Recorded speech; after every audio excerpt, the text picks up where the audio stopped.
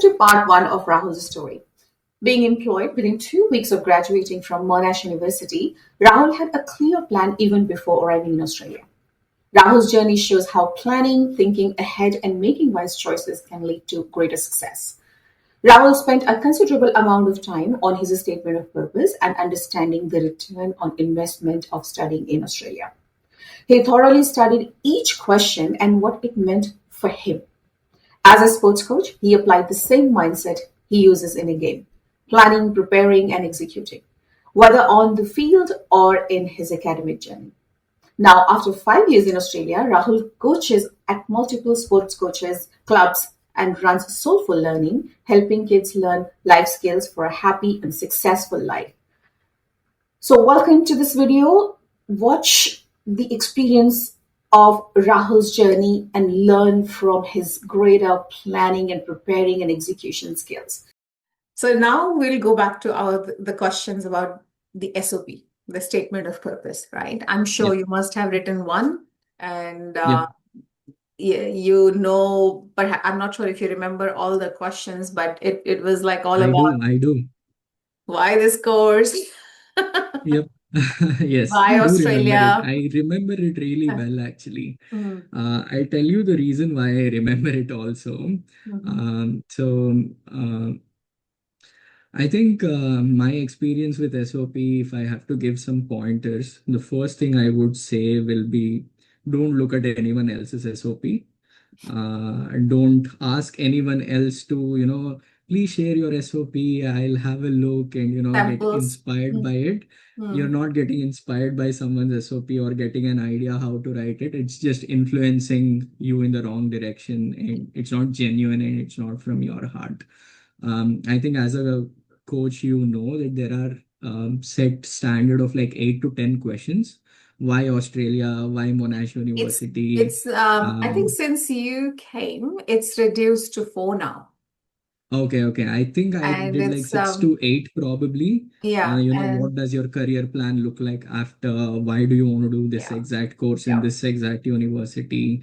There are certain specific questions that you give as a coach, right? It is great to have that structure and template, Mm, but do never look at anyone else's SOP. exactly. That is my personal suggestion. Mm, A lot of people have asked me for my SOP. I have shared it because I have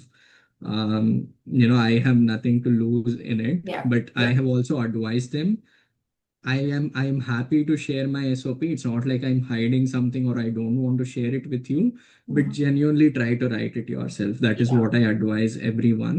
yeah, But even then, if they insist that I want it, I just yeah. send it to them. And I've had people who just sort of pick things from that and just write something. It's not from your heart that you're writing. And the second point I would like to emphasize, why I remember this so specifically, is Mhm. on the day of graduation, the head professor of Master of Business Analytics from Monash University, Mm, she sat all of us down in a room, mm. and she went through each SOP on that day.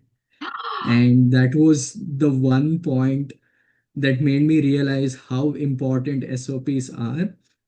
It's something that happens in the back end, and we just think, oh, it's just another formality, another document I'm submitting, this is just something I just need to submit.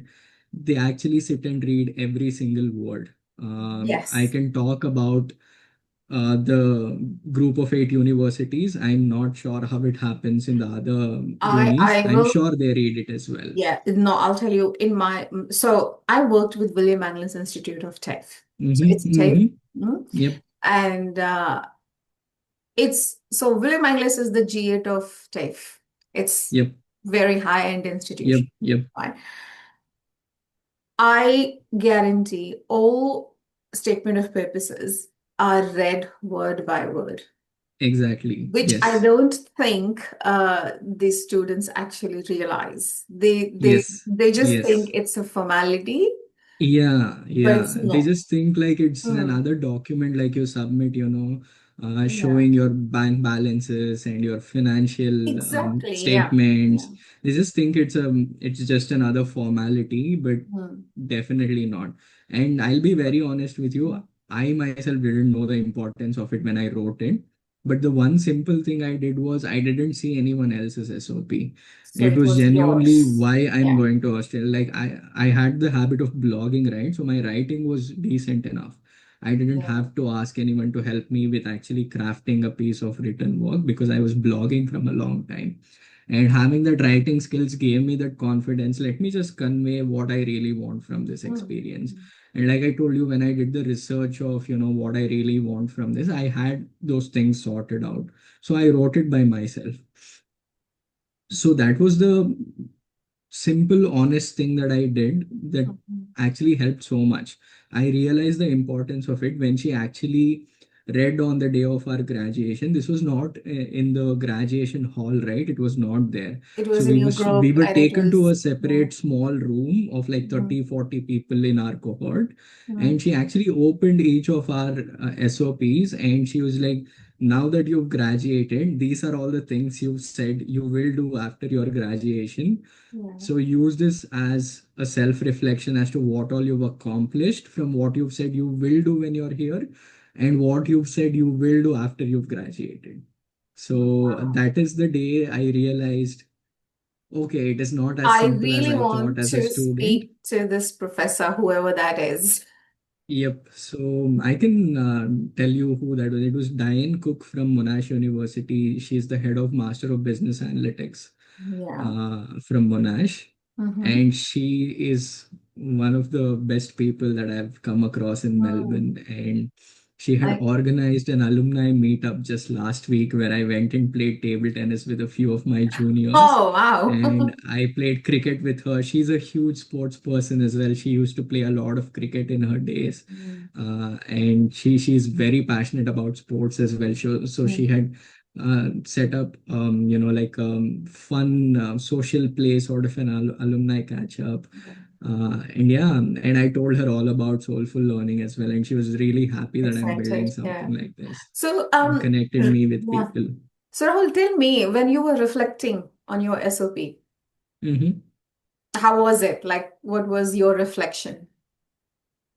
So for me, I was given a similar structure of like 6 to 8 questions, right? So Hmm. I was asked to think through this and come with um, like a paragraph for each. So it was like 2 pages long, mine personally. So I would say 2 to 3 questions in one page. They were varying in length based on how detailed or in depth I wanted to go. Eventually. The first thing was like a bit about yourself, your background, and what you've Yeah. done, that sort of a thing. So Yeah. that'll So be what I'm succinct saying is usually. your reflection in the sense that what you wrote to what you Hmm. achieved.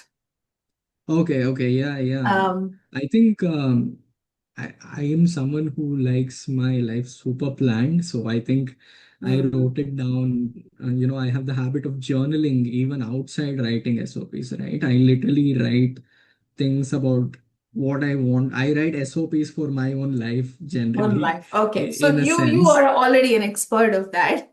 Yeah, I like journaling, and there is a really Yeah. good thing about putting pen on paper and literally writing something. Mm. I believe that it translates your thoughts Yes. into something in the physical Yes. world, It and makes that's it how real. It makes it more you make it powerful. real in the world. Mm. Yes, exactly. So when I look back, I think the goal was to get a job, which I think I Yes, did. you did. The short-term immediate goal was that. Yeah, I think. Now that I look back, I checked all the boxes, I would say, that I had written in my SOP. And I would like to tell people that you can use that document as a self reflection after you finish your master's. And what our professor did for us, you can do it for yourself if that's not happening in your university. So, And yeah, and also it's like it's your own statement. I mean, it's not defined that way, but you're defining your purpose of coming to Australia. Like, and correct. it's not for somebody else. It's Exactly. actually for you. So that's, Exactly. but again, the messaging around it needs to be again reflect that too. Yep. Because when Yep. you are asking a student to what it is, it's Yep. not something a formality, but it's something the important thing that can actually help Yes. them get admission. Yes. Yeah, I uh, would like to emphasize again that that is why you need to write it by yourself. No by one's lived yourself. your life. Yeah, yeah, No exactly. one's lived your Ask questions, experiences. ask hundreds of questions, but at the end, Correct. write it yourself. Yes, yes. Yeah, That is the only one thing I would recommend. I can't emphasize enough on yeah, that. yeah, It gives heart to your piece of writing. It gives that emotional depth and the purpose or the why, right? Like exactly. how Simon Sinek speaks about the golden circle. Your why is the most important Why is thing the most important? in your Yes. life. So that's the most important document out of everything, I would say. Now Yeah. that I realize how important it is. And within that statement of purpose, one of the most important aspect is your return on investment, Yep. right? And that's how even the visa offices assess the application, that if Correct. somebody is investing this Yep. much time and money, what is the outcome? Yep. So my question to you, that if you measured Hmm. your ROI so far, Hmm. Hmm. and when I'm saying ROI, I don't mean just in terms of money, but it's also in terms of Yes. knowledge, your experience, Yep. the Yep. network that you have built, Yep. or the confidence that you have created for yourself. And Hmm. what what would it be like? How much of ROI you have got? Because sometimes for some students, when they're writing their statement of purpose, the focus is return on investment means the money. Okay, and Yeah. that's why in some statement of purpose, it's I have seen many because I have been on both sides. So I have also seen admissions Hmm. team rejecting those Right. Right. Right. letters because sometimes they just write, okay, by doing this qualification, when I come back to India, this will be my salary. Hmm. So Hmm. and it actually does not share how will that Hmm. Hmm. be created, A. Hmm. And sometimes whatever the outcome, the financial outcome or the salary that's being mentioned, that actually does Yep. not justify the investment. Right. So you mean the return is lower than the investment, is it? Exactly. And Okay. it's like you are giving someone something really big, and the person Hmm. is saying that, Hmm. oh, I'll do this with Hmm. this. So it's like Yep. your return on investment. How do you define it? So, like you mentioned, I think the most important thing is ROI is not just about the transactional thing. Like I spoke about connecting with people, right? It's not just a transactional thing. Of course, there is merit in having transactional value to things. That's what Yes. helps us survive in the real world. That's what gives logic, metrics, measurable things.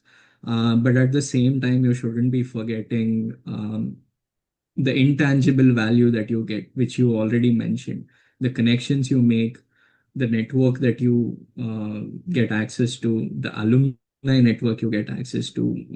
Monash has an alumni network that's so big. No matter where you go in the world, you'll probably find an alumni. So Yeah, you get access definitely. to that. The connections you make, the confidence you build, the skills that you gain, the technical skills that you gain if you're doing a technical course. Um, I think it's not it's not easy to sort of put a value on all of this if you're just seeing ROI in terms of, okay, I did this course, it was somewhere between 60 to 100 grand for 2 years, and yeah, if I do a job that's X Hmm. income per annum, and you can just do the math and you can say, oh, I got this back in like 2 years of work, or how much ever long that would take. But you should be seeing it more from the perspective of, what did this create for me? Who did this experience help me become, that will actually help me build something that's 10x more worth than what I've invested for uh, the master's degree or the bachelor's degree itself. I think that's the approach you need to take. I'll admit it honestly, it's hard to see that vision as a student who's applying Yes. for a uni, because I wasn't there, right? I wasn't where I am today when I wrote the SOP. That's why I just mentioned, I was just being honest about it. And with whatever knowledge I had on that day, Hmm. I wrote something that was sensible enough for me and for someone who's reading this. Say, for example, I will give you like actual examples so that people listening can actually understand what it can look like. I spoke about how business analytics and data analysis is sort of exploding right now. That was in 2020, and I gave them a projection of how many jobs that are going to be Mhm. open in the future. And of course, again, COVID hit and a lot of things happened, and predictions are never 100%. It's a probability, right? So that was the example that I used, because business analytics and data analysis is a very important thing and it's growing in the coming years. I showed a projection of till 2027, what does this look like? And investing this amount of money in my studies gives me the skills, the network, the confidence, the hard skills, and all of that, that enables me to make use of this prediction that's come out right now, saying that data analytics is booming at the moment.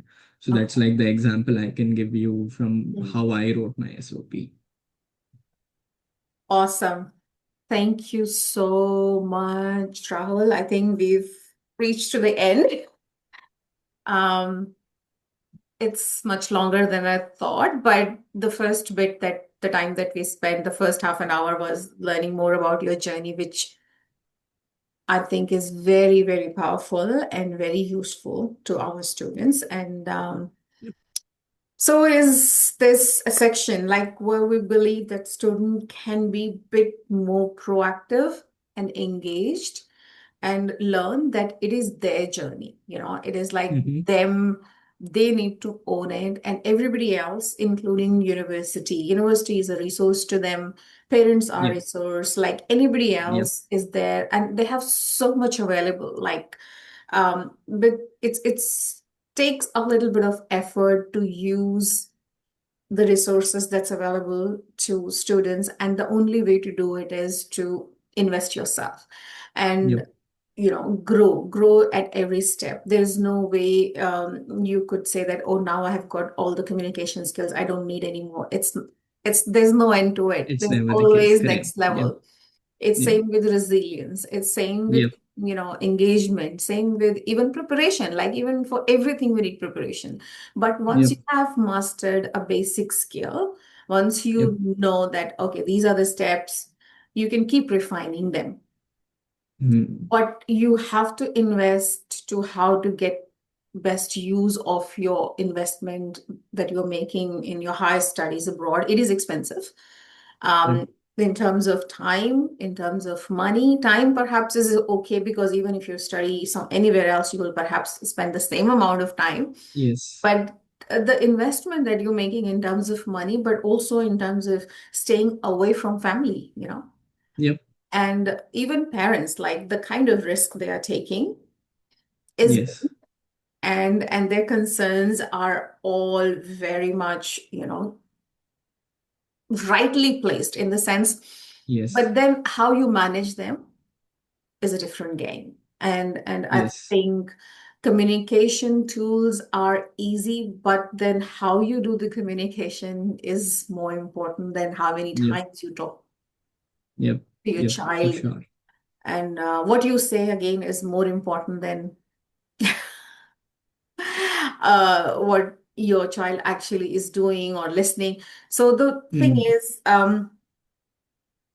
this whole journey of the Australia Edge series that we are trying to build is to help students to learn through other students, through other people in the industry, to Yep. how they can take the advantage of all of these Mm-hmm. huge investments that they are making in their studying in Australia journey, and Yep. how bigger the opportunity is, because they don't see that Mm. it is a much bigger than they might have actually known it to be, because Yep. there's so much available and everyone is different, and we all come with different superpowers. So whatever is your Yep. superpower, you can actually make it work for you. But thank you Yes. so much, Rahul. I really, really appreciate your time. You've given a lot of time and been super generous. Yep. Um, No, I need to thank you for giving me this opportunity. I think it goes both ways.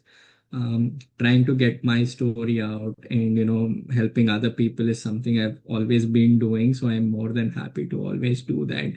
And like an interview like this, or a podcast or anything, usually helps you do it at scale. A lot more people can always watch it, and it's documented forever, so that is a great thing about it.